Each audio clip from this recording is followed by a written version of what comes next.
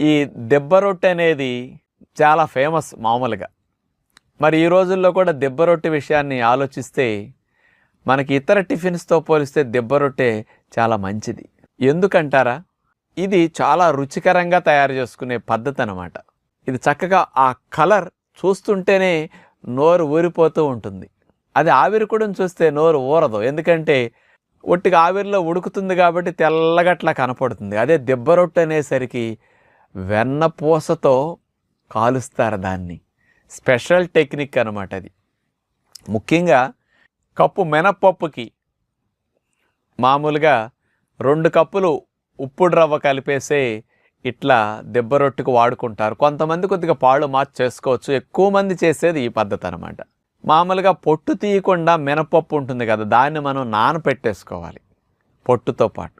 నానిన దాన్ని పొట్టుతో పాటు అంటే ముందే మనం కడిగేసుకుంటే